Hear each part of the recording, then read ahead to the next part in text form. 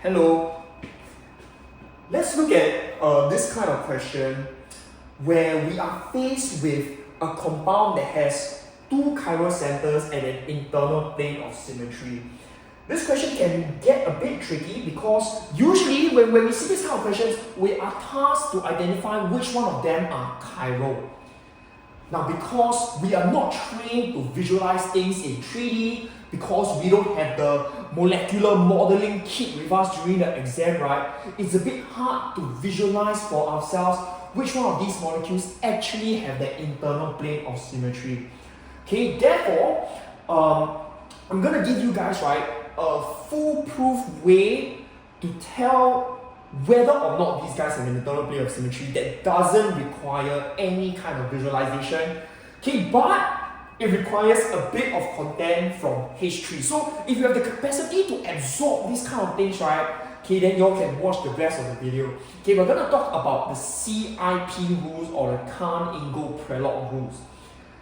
Okay, you can see over here that what we are doing, okay, using the CIP rules is to rank the substituents, okay, on the chiral carbon, okay, to determine their exact configuration. Now, what do I mean by that? We know that your CC double bonds can be either cis or trans. Now, similar to that, right, your chiral centers, we remember that we have two enantiomers that are mirror images of each other. We can assign either of the mirror images the R enantiomer or the S enantiomer. Okay, so with the CIP rules, we can assign 1, 2, 3, right? These compounds with one chiral center each, their R and S configuration. Okay, so how are we going to do that? We're just going to talk very briefly first about what does it mean to rank the substituents. Okay, and it's very simply like this. We are ranking in terms of which atom has the highest atomic mass. Okay, and we are looking at the first point of difference coming out from that chiral carbon. So in the case of this particular example here, right, we are looking specifically at the 4 atoms that are bonded to that chiral center. So Br, Cl, H, as well as carbon.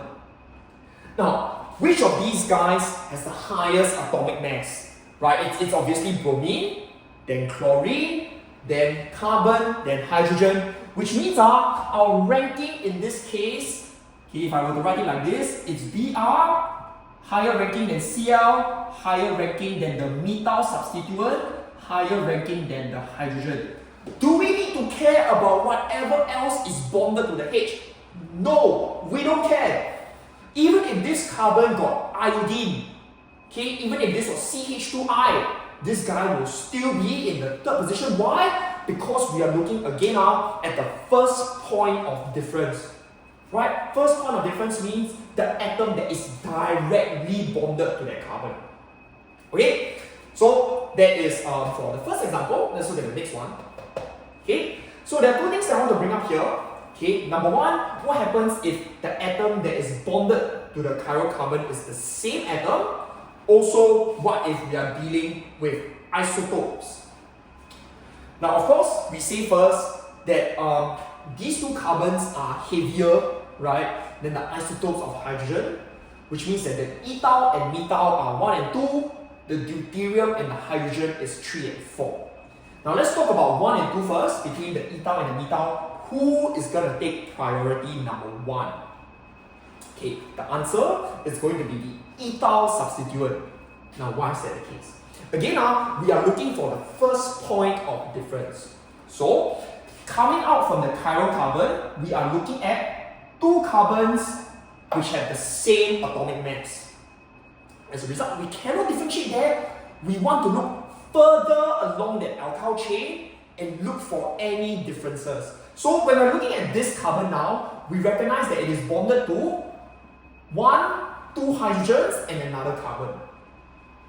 This carbon, on the other hand, is bonded to 3 hydrogens. Right, so again, this carbon bonded to 2 hydrogens and 1 other carbon. This carbon bonded to 3 hydrogens. Now, out of all those atoms, which has the highest atomic mass?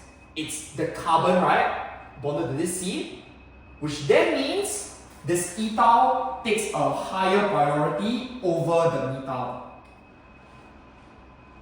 Okay, then of course between deuterium and hydrogen, we will follow the same rules of the higher atomic mass gets the higher priority. So because deuterium has an atomic mass of 2, deuterium has a higher priority over hydrogen. Okay? Okay, last example, I want to talk about things that involves unsaturated bonds, such as this CH2 substituent over here.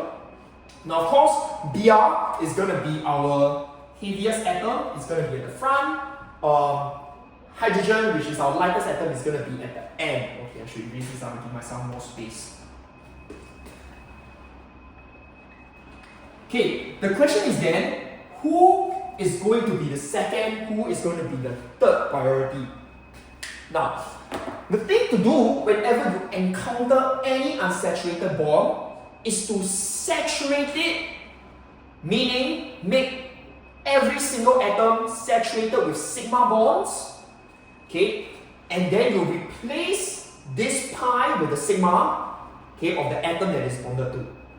What do I mean by that? It then means that this CH2 substituent, right?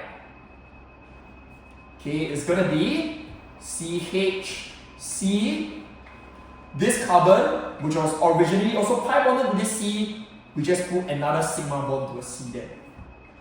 Okay, so this is what we mean by saturating that unsaturated bond. Okay, and then replacing it with a sigma bond of whatever it was originally pi bonded to. Okay, therefore, when we want to determine which one is a higher priority, I think it's quite obvious now, right? This guy has a higher priority than the methyl, because after looking at these two carbons, which are both the same, we will look at the 3 hydrogens that's bonded to this C, as well as the 2 carbons and hydrogen that's bonded to this carbon. So of course, out of all the atoms, carbon has a higher atomic mass. Therefore, CH2 is going to be given a higher priority than CH3. So we have ranked the substituents accordingly. Right? I don't think you all will ever face these examples, okay, especially the isotope and maybe the double bond ones inside your exam, but in case you have any, right, let's say your H3 also, or you might need this kind of things. Okay, with that being said, let's try and determine the configurations of these 3 chiral compounds. Okay? How are we going to do that? Now remember we said that they can be given an R or an S configuration. How do we give R and S? We firstly need to point the lowest priority substituent away from us. Now what does that mean? Usually because we're talking about a chiral carbon which is tetrahedral in shape, it's represented with 2 solids, 1 wedge as well as 1 hash. We simply want the hydrogen in this case to be on the hash representation. So in this case, because we don't usually represent that hydrogen because it's a skeletal formula, we know that this hydrogen is already hash and it's going into the plane. Therefore, in this case, there's no need for us to do any bit of gymnastics. We can simply proceed on from there. Now, we see that your substituents are arranged in this manner. 1, 2, 3 going anti-clockwise. Therefore, if the order is 1, 2, 3 going anti-clockwise, we are going to assign S. If the order is 1, 2, 3 going clockwise, we will assign R. Okay? So coming to here, again, our hydrogen is already pointed into the plane. The order is 1, 2, 3. We are going clockwise now. This will be assigned R. Lastly, in this case, our bromine is on the hash representation, which means that the hydrogen is wedged. Now, do you need to go and mentally flip that thing in your head to go and point it away from you? Don't need, don't worry. We can still assign normally first. So, we were saying that bromine is prio 1, this guy is prio 2, this guy is prio 3. Therefore, with this clockwise direction, this guy is R, but because we know the hydrogen is pointing towards us in this example, when it should be pointing away, the actual configuration of this compound is then S.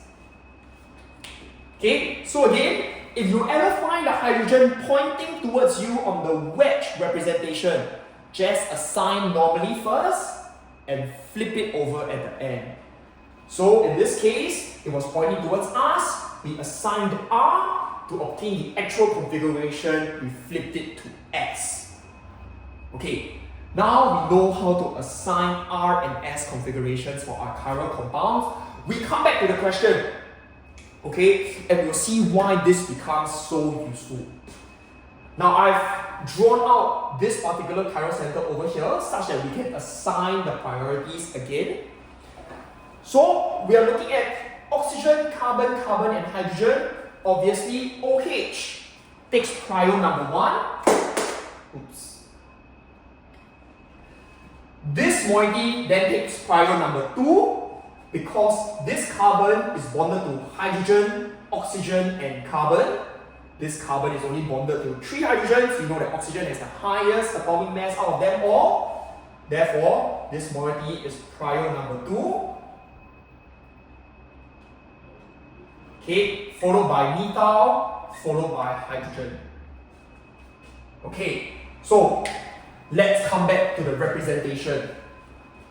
We see that the hydroxy group is already pointing towards us, which means that this hydrogen is pointing into the plate. Therefore, if we just assign normally, this is 1, this is 2, this is 3, it means that this chiral center has the R configuration. Okay, now let's try to do the same for this one. The substituents are all the same. We are going from 1, 2, and 3, which means that this chiral center is also in the R configuration because they are ordered clockwise. Okay, so we have managed to identify that both of the chiral centers are R. What does that mean? It means that your molecule is chiral. Okay? Your compound having 2 chiral centers with both the same configuration means that your compound will not have an internal plane of symmetry. Now let's do the same for these 2 compounds over here. Right? We know that the hydroxy group is pointing into the plane, which means that H is pointing towards us. So if we were to order it normally 1, 2, 3, this is R, but because the hydrogen is pointing towards us, its actual configuration is S. Of course, this is then R, and then following a pattern, okay, you can go and assign it for yourself actually, but you arrive at R and S as well as S and R for these 2 compounds. And then with that being said, if your compound is SR or RS with an internal plane of symmetry, these 2 compounds will not be chiral. These 2 compounds are in fact the same thing, right? Okay, which is why the stereoisomer count is 3. So, if your compound is RR or SS, it will be chiral because it does not have an internal plane. If your compound is SR or RS, again, the key idea is that it has an internal plane of symmetry, right? It will not rotate plane polarized light and is achiral. Okay? So, if you want to practice this naming or ranking of your substituents more, sure, you can go ahead, right? You can go and look at any chiral center. I'm sure there's a lot of examples inside your textbook or your notes that has chiral centers. You can go and assign R and S. Okay? But importantly, the thing to remember when it comes to these kind of questions is that RR, SS, chiral, RS or SR not chiral. Okay, there you go, settled.